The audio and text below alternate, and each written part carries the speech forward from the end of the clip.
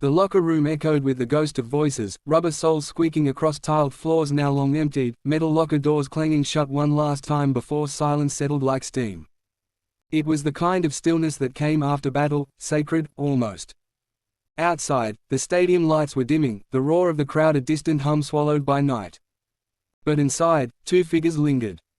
Hunter was the first to speak. "You gonna keep pretending you don't look at me like that?"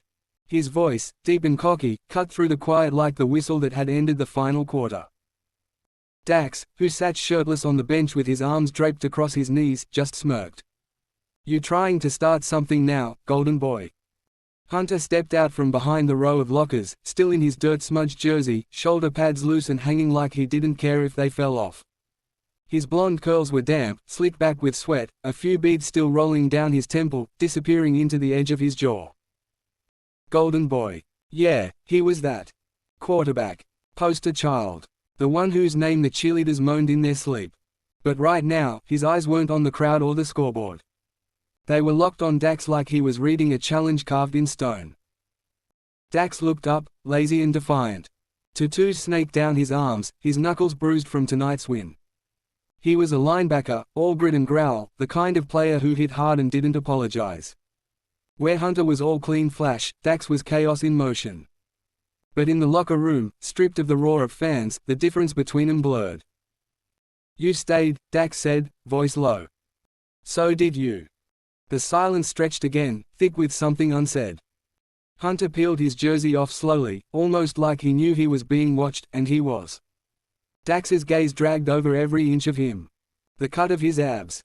The curve of his hips. The way sweat glistened on his chest.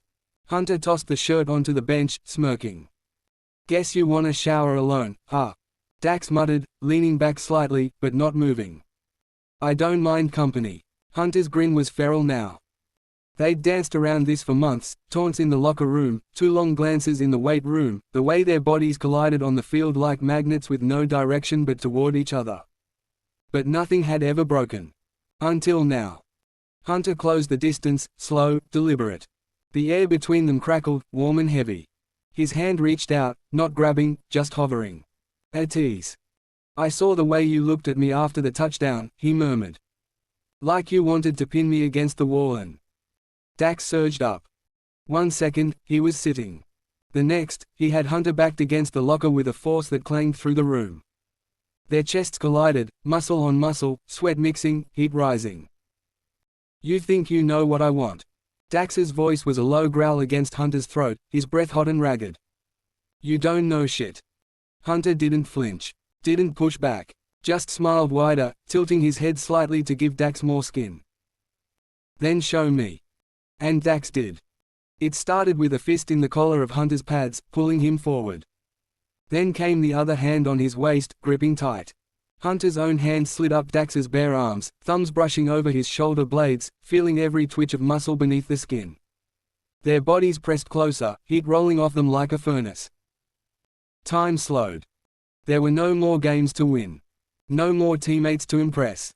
No plays to call. Just the unbearable proximity of something forbidden and the thrill of knowing no one was left to interrupt.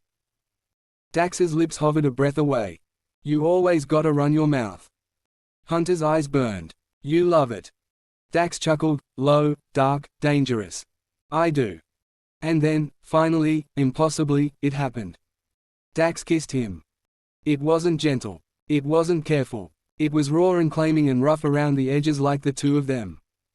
Teeth clashed. Tongues tangled. Hands gripped too tight. They stumbled, bodies colliding with the bench, lockers, the cold wall. Everywhere they touched, they left heat.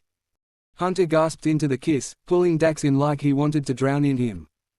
His fingers dug into Dax's back, nails raking down until the other boy growled. Dax's hands were everywhere, Hunter's waist, his jaw, sliding down to the waistband of his pants. They broke apart for half a second, breathing hard. Foreheads pressed together. "We're still wearing too much," Hunter whispered. Dax grinned, wicked and slow, before dragging his hands up under Hunter's jersey and pulling it over his head. In one swift movement, the pads came next, thudding to the floor. Then it was Hunter's turn, gripping the hem of Dax's tank, dragging it over his head, revealing skin flushed and slick, muscles rippling under stadium lights that flickered slightly, like the electricity in the air was too much to handle. They stood there, stripped down, breathing like they'd just run laps. Eyes locked. Hearts pounding. And then Hunter reached forward, gently this time, thumb brushing the corner of Dax's mouth. "You gonna kiss me like that again?" Dax didn't answer.